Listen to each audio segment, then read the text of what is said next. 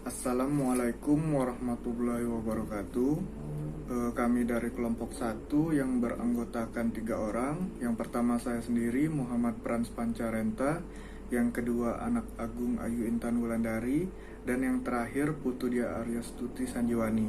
Nah, pada hari ini kami akan membahas artikel yang berjudul Apakah akuntansi memperhitungkan pengetahuan? Nah, pertama saya akan membahas introduction, di mana saat ini banyak literatur yang menyatakan bahwa akuntansi keuangan dan manajerial gagal dalam memperhitungkan aktivitas knowledge management. Salah satunya yaitu literatur dari Edvinson dan Malone yang menyatakan bahwa model akuntansi tradisional yang dulu dapat menggambarkan operasi bisnis sekarang itu telah gagal mengikuti revolusi. Penyebabnya ada 2. Yang pertama yaitu mesin produktivitas ekonomi yang dulu adalah modal fisik, sedangkan sekarang itu telah berganti menjadi pengetahuan. Dan yang kedua, karena mesin produktivitas ekonomi yang dulu itu adalah modal fisik, akuntansi keuangan dan manajerial itu masih terjebak dalam modal tersebut, sehingga mereka masih menganggap bahwa pendukung utama produktivitas itu adalah modal fisik, sedangkan sekarang telah berganti menjadi pengetahuan. Nah, apakah pernyataan tersebut akurat dan bagaimana cara perusahaan melaporkan knowledge management akan dibahas pada sesi kali ini. Selanjutnya saya akan menjelaskan tentang existing knowledge accounting. Standar akuntansi keuangan membedakan antara aset fisik dan aset tidak berwujud, di mana aset fisik itu diakui atau dinilai pada neraca dengan harga perolehan dikurangi akumulasi penyusutan. Sedangkan aset tidak berwujud itu akan dibebankan secara langsung pada saat terjadinya. Nah, ini akan menyebabkan perbedaan antara investasi dalam manajemen pengetahuan yang dibeli dari orang lain dan yang dibangun secara internal. Investasi manajemen pengetahuan yang dibeli dari orang lain itu akan diakui sebagai aset dan dibebankan pada laba rugi selama masa manfaatnya. Sedangkan yang dibangun secara internal itu akan dibebankan secara langsung pada saat terjadinya. Nah, masalah inti dari akuntansi pengetahuan ini adalah ketika kegiatan yang bukan penciptaan pengetahuan itu harus diakui. Jeda waktu antara investasi dan realisasi keuntungan finansial itu sangat lama sehingga sangat sulit diukur. Namun jika dilihat dari investasi awal pada aset fisik itu akan meningkatkan aset dan memunculkan biaya penyusutan yang kecil. Sedangkan investasi awal pada aset tidak berwujud itu akan menghasilkan biaya yang berpotensi besar dan segera. Oleh karena itu, jika dilihat dari investasi awal, maka pendapatan yang diperoleh dari investasi aset fisik itu dalam jangka pendek akan terlihat jauh lebih besar dibanding investasi awal pada aset tidak berwujud. Selanjutnya, apa yang menentukan nilai informasi akuntansi? Menurut Financial Accounting Standard Board, informasi akuntansi itu dapat dinilai dari keandalan dan relevansinya.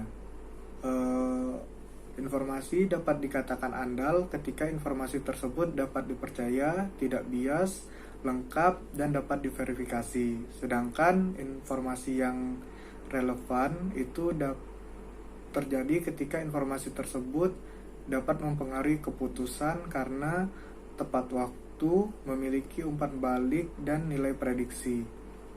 Hubungan antara keandalan dan relevansi ini adalah hubungan yang positif, dimana ketika informasi tidak dapat diandalkan, maka informasi tersebut menjadi tidak relevan. Selanjutnya, mengapa akuntansi lebih memilih informasi yang andal daripada informasi yang relevan? Pertama, saya akan membahas masalah akuntansi, apa itu aset. Menurut FASBI, aset itu adalah properti yang dimiliki perusahaan yang diperoleh dari transaksi wajar dan memberikan kemungkinan manfaat ekonomik di masa yang akan datang. Nah, definisi tersebut sering mendapat kritikan karena dari definisi tersebut dapat disimpulkan bahwa orang bukanlah aset karena perusahaan tidak memiliki karyawannya. Akibatnya, karyawan yang merupakan inti dari knowledge management itu dikeluarkan dari neraca. Nah, masalah yang kedua adalah pertimbangan aset yang dibeli dan aset yang dibangun secara internal. Aset yang dibeli tentu saja dapat diverifikasi dengan mudah, sedangkan aset yang dibangun secara internal itu akan sulit diverifikasi. Apabila sulit diverifikasi, maka keandalan dari aset tersebut akan dipertanyakan, sehingga informasi tersebut bisa saja dikatakan tidak andal. Apabila informasi tidak andal, maka informasi tersebut dapat dikatakan juga tidak relevan. Masalah akuntansi selanjutnya adalah tujuan pelaporan keuangan, di mana tujuan laporan keuangan itu adalah memberikan informasi yang berguna bagi bisnis dan ekonomi agar bisa dibandingkan dan antar perusahaan atau antar negara, maka informasi keuangan tersebut disajikan dalam bentuk moneter. Laporan keuangan juga bisa menyajikan informasi non-keuangan atau non-moneter sebagai tambahan. Namun pada akhirnya, model laporan keuangan itulah yang menghalangi secara langsung memasukkan informasi non-keuangan pada laporan keuangan. Pengecualian informasi non-moneter itulah yang menjadi keterbatasan laporan keuangan pada knowledge accounting. Karena sebagian besar knowledge accounting itu akan berhubungan dengan informasi non-keuangan, seperti contohnya karyawan dan yang lainnya. Konsekuensinya, laporan keuangan itu akan memainkan peran yang sangat terbatas bagi knowledge accounting karena aktivitas knowledge management hanya dapat diakui ketika aktivitas tersebut menciptakan pengaruh moneter. Selanjutnya, masalah bisnis insentif manager. Dalam ilmu ekonomi terdapat asumsi dasar bahwa insentif keuangan dapat mempengaruhi atau memotivasi perilaku. Pemberian bonus terhadap manajemen akan bisa memunculkan bias terhadap ukuran kinerja. Auditor akan mempertanyakan atau meragukan pernyataan manajemen terkait kinerja karyawan. Oleh karena itu, investor lebih suka untuk menilai laporan keuangan yang telah diaudit. Namun, apakah pernyataan manajemen terkait knowledge management cukup dapat diandalkan untuk diaudit? Oleh karena itu, knowledge accounting harus lebih memperhatikan atau harus lebih fokus terhadap insentif manajemen secara sistematis. Baik, sekarang saya akan melanjutkan penjelasan mengenai poin keempat, mengapa akuntansi lebih memilih informasi yang andal daripada yang relevan. Di sini terkait dengan masalah bisnis, di mana adanya tanggung jawab dari atas litigasi dari pemegang saham. Dan pada saat harga saham menurun tajam, para investor atau pemegang saham tersebut kemungkinan akan menuntut auditor atas hasil laporan auditnya yang dianggap tidak sesuai dengan keadaan laporan keuangan perusahaan yang sesungguhnya. Sehingga di sini reliabilitasnya diragukan, maka dari itu diperlukan pengukuran yang lebih reliabel atas kinerja dari manajemen. Selanjutnya, saya akan menjelaskan mengenai 6 pendekatan alternatif untuk knowledge accounting menurut Upton pada tahun 2000. Di mana pendekatan yang pertama yaitu TVC atau Total Value Creation. Di sini Total Value Creation tersebut dibuat oleh Canadian Institute of Chartered Accountants. Adapun karakteristik dari TVC tersebut yaitu yang pertama, memuat model kas diskonto dari aktivitas menciptakan nilai atau value creation activities. Kemudian yang kedua, memuat informasi keuangan dan non-keuangan. Kemudian yang ketiga, total value creation ini dianggap sebagai pelengkap dari sistem pelaporan keuangan yang sudah ada. Kemudian untuk pendekatan yang kedua yaitu accounting for the future, di mana accounting for the future ini dibuat oleh Ness pada tahun 2000. Lalu karakteristiknya yaitu memuat model kas diskonto juga dari aktivitas menciptakan nilai. Kemudian yang dinilai tersebut ada aset fisik dan aset tidak berwujud yang dinilai pada nilai sekarang dari arus kas masa depan. Di mana maksudnya dari dinilai pada nilai sekarang dari arus kas masa depan tersebut dapat dicontohkan seperti misalnya perusahaan tersebut membeli sistem komputer senilai $200.000 untuk digunakan dalam membangun sistem pengetahuan yang memiliki nilai sekarang yang diharapkan dari arus kas masa depan sebesar $1 juta. Akan tetapi apabila dicatat dengan menggunakan pelaporan keuangan tradisional, sistem komputer tersebut akan dinilai sebagai aset sebesar $200.000. Sedangkan apabila dicatat dengan menggunakan pendekatan AFTF atau Accounting for the Future, maka sistem komputer tersebut akan menjadi aset senilai $1 juta. Sehingga pendekatan Accounting for the Future ini dianggap dapat menggantikan sistem pelaporan keuangan yang sudah ada. Kemudian pada Accounting for the Future ini juga terdapat memuat informasi keuangan dan tidak ada informasi non-keuangannya. Lalu untuk pendekatan yang ketiga yaitu Balance Scorecard, di mana Balance Scorecard ini dibuat oleh Kaplan dan Norton pada tahun 1992, 1996, dan tahun 2000. Balance Scorecard ini disesuaikan berdasarkan di mana ukurannya berasal dari sasaran strategis manajemen. Adapun Balance Scorecard ini diharapkan sebagai pelengkap dari sistem pelaporan keuangan yang sudah ada. Balance Scorecard ini juga berfokus pada kinerja dengan 4 area. Yang pertama yaitu area keuangan, yang kedua area pelanggan, yang ketiga proses internal, dan yang keempat inovasi dan pembelajaran. Lalu Balance Scorecard ini juga memuat informasi keuangan dan non-keuangan. Yang keempat ada pendekatan Skandia Navigator. Skandia Navigator ini dibuat oleh Skandia AFS pada tahun 1998, di mana Skandia Navigator ini sebenarnya sangat mirip dengan pendekatan Balance Scorecard, akan tetapi Skandia Navigator ini berfokus pada kinerja dalam 5 bidang. Yang pertama yaitu bidang keuangan, yang kedua pelanggan, yang ketiga manusia, yang keempat proses, dan yang kelima yaitu pembaruan dan pengembangan. Di mana Skandia Navigator ini dianggap sebagai pelengkap dalam sistem pelaporan keuangan yang sudah ada. Skandia Navigator ini juga disesuaikan ukurannya berdasarkan dari sasaran strategis dari manajemen itu sendiri. Dan adapun informasi yang dimuat di dalam Skandia Navigator ini berupa informasi keuangan dan juga informasi non-keuangannya. Jadi selanjutnya saya akan menjelaskan mengenai Intangible Asset Monitor Model.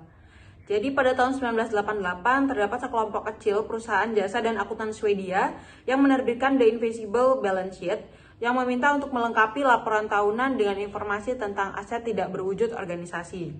Bagian dari laporan ini seperti perbedaan antara modal individu, modal struktural, dan modal pelanggan sekarang terintegrasi dengan baik ke dalam literatur knowledge management. Laporan tersebut mendefinisikan indikator kunci dari setiap jenis model dan membahas laporan tahunan inovator perusahaan Swedia dalam melaporkan aset tidak berwujudnya. Carl Erik Swedi melanjutkan pengembangan model dengan mengusulkan Intangible Asset Monitor Model pada tahun 1997. Sistem pelaporan ini sangat mirip dengan pendekatan Balance Scorecard. Kesamaan antara keduanya cukup mirip sehingga Swedi memiliki situs web khusus untuk membahas persamaan dan perbedaan dari kedua pendekatan tersebut. Berikut merupakan tabel dari Intangible Asset Monitor Model yang didapatkan pada jurnal Swedi tahun 97, di mana terdapat 3 faktor utama dalam menggunakan pendekatan ini, yaitu external structure, internal structure, dan competence.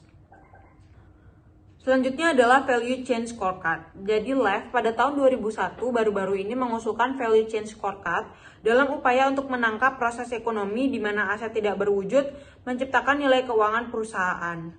Value Chain Scorecard model terdiri dari 10 proses ekonomi yang mencoba representasi komprehensif dari setiap inovasi. Adapun ke-10 proses ini dimasukkan ke dalam 3 kategori yang lebih luas, yaitu Discovery and Learning, Implementation, dan Commercialization. Pada Discovery and Learning terdapat langkah pertama sampai ketiga, yaitu Internal Renewal, Acquired Knowledge, dan Networking. Pada Implementation terdapat langkah selanjutnya, yaitu langkah keempat sampai ketujuh, yaitu Intellectual Property, Technological Feasibility, Customer, dan Employees, dan yang terakhir pada Commercialization, di mana merupakan langkah akhir pada langkah ke-8 sampai ke-10 yaitu top line, bottom line, dan growth option. Dan untuk detail lebih jelasnya dapat dilihat pada gambar berikut. Untuk setiap proses dalam value chain model, LEF mengusulkan 3 kriteria untuk pilihan ukuran standar, ukuran perusahaan dalam proses yang cukup membantu dalam memastikan bahwa tindakan tersebut objektif, terukur, relevan, dan dapat diaudit. Yang pertama adalah kuantitatif, yang kedua mereka harus dapat distandarisasi, artinya dapat dibandingkan ke seluruh perusahaan untuk tujuan penilaian dan benchmarking. Yang ketiga dan yang paling penting adalah dapat dikonfirmasi. Selanjutnya adalah the future of and prospect for knowledge accounting. Karakteristik ekonomi unik dari pengetahuan meliputi non-kelangkaannya atau non-scarcity, yaitu bahwa konsumsi pengetahuan seseorang tidak akan mengurangi persediaannya, biaya tetap tinggi dan marginal rendah, kemudian peningkatan bukan penurunan skala hasil pengembalian, manfaat bersih bukan biaya untuk meningkatkan jumlah pengguna, kesulitan dalam mengecualikan penggunaan orang lain, dan risiko pengembangan yang tinggi. Knowledge accounting terikat erat dengan karakteristik ekonomi dari pengetahuan, dan karakteristik ekonomi tersebut mengakibatkan solusi yang tidak sempurna untuk masalah knowledge accounting. Selanjutnya adalah should we replace the existing accounting model, atau apakah kita harus merubah atau mengganti dari model akuntansi yang ada. Jadi tidak ada satupun model dari knowledge accounting yang diusulkan ini meminta penghapusan sistem pelaporan keuangan yang ada. Namun, semua proposal meminta melengkapi pelaporan akuntansi yang ada dengan informasi tambahan tentang aset tak berwujud dan aset knowledge. Akibatnya, pendekatan knowledge accounting yang diusulkan sangat kontras dengan kritik terhadap knowledge accounting yang ada, yang menegaskan ketidakrelevanan mendasar dari model ekonomi pelaporan keuangan yang ada. Seperti disebutkan sebelumnya, masalah knowledge accounting ini yang mendasar adalah waktu pengakuan inisiatif knowledge management, bukan substansi ekonomi. Upaya knowledge management yang berhasil pada akhirnya meningkatkan kinerja keuangan. Pendekatan akuntansi alternatif yang diusulkan akan mengenali dan melaporkan inisiatif knowledge management lebih awal dari pendekatan akuntansi yang ada.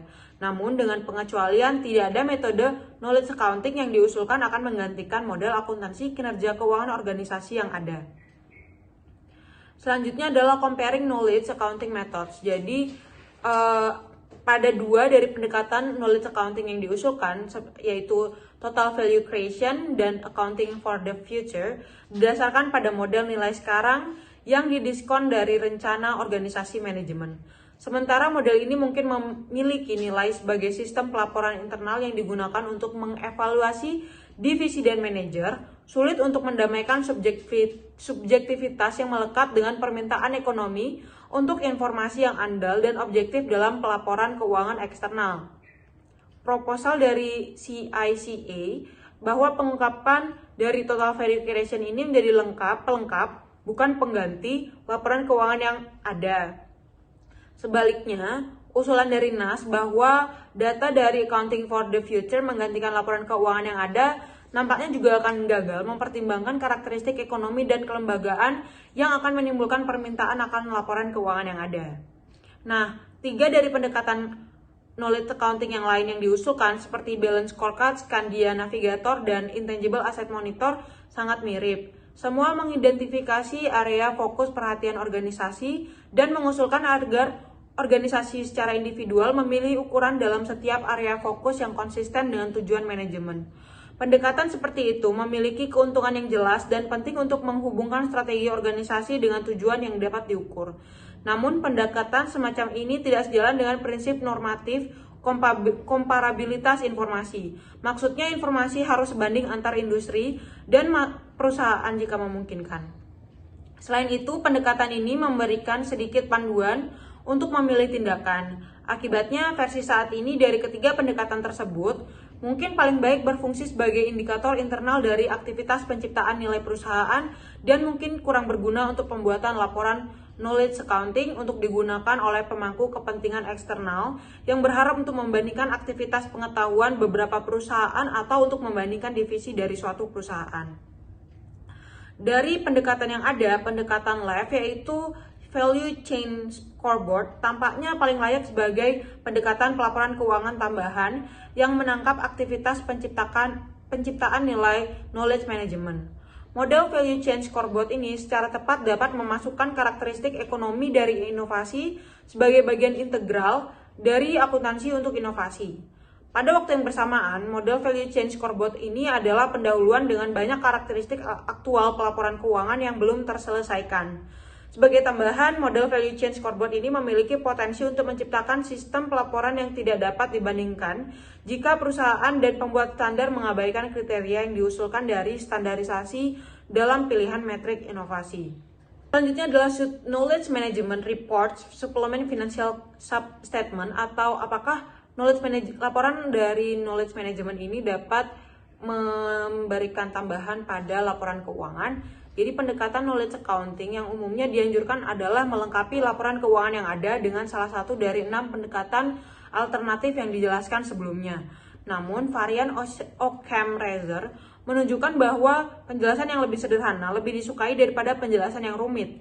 Menegaskan kembali bahwa Occam-Rather dalam istilah ekonomi menunjukkan bahwa manfaat knowledge accounting harus melebihi biaya pengungkapannya. Kriteria ini merupakan hambatan yang tidak sepele bagi metode knowledge accounting yang diusulkan, mengingat biaya yang cukup besar untuk menerapkan beberapa alternatif yang diusulkan tadi. Misalnya, organisasi cenderung membutuhkan sumber daya yang cukup untuk mengimplementasikan model TVC atau Accounting for the Future yang memerlukan laporan keuangan yang mencakup analisis arus kas yang didiskontokan dari semua aset dan kewajiban perusahaan. Lebih lanjut, tidaklah cukup untuk mengamati apakah pasar menggunakan informasi pengetahuan tambahan tentang model intelektual dan knowledge management. Penggunaan produk dan informasi dapat bersifat fungsional dan disfungsional.